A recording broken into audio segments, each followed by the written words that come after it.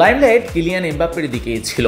আসলে প্রথমবারের মতো মাছ খুলে নামলেন, যেন হাফ ছেড়ে বাঁচলেন। এটাকেও ছড়ালেন আলো। এমবাপ্পের পাস থেকে কোলো মুয়ানির গোলে শুরুতে এগিয়ে গিয়েছিল ফ্রান্স।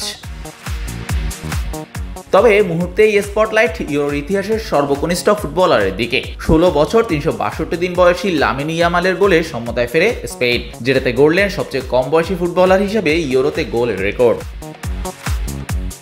ম্যাচের 21 মিনিটে লামিন ইয়ামালের সেই গোল জন্ম দিয়েছে অনেক রেকর্ডের। ইউরোতে 16 বছর বয়সে একমাত্র গোলদাতা ও সর্বকনিষ্ঠ গোলদাতা এখন এই স্প্যানিয়ার্ড। ইউরো ও বিশ্বকাপ মিলিয়েও এটি সবচাইতে কম বয়সে গোল করার রেকর্ড। এর আগে সুইডেনে 1958 বিশ্বকাপে 17 বছর 239 দিন বয়সে গোল করেছিলেন তর্ক সাপেক্ষে সর্বকালের সেরা ফুটবলার পেলে।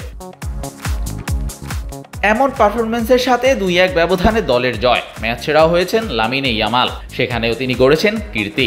ইউরোতে সবচেয়ে কম বয়সে ম্যাচ সেরা হওয়া ফুটবলার এখন তিনি। শাহরিয়ার শাওন, স্পোর্টস বাংলা।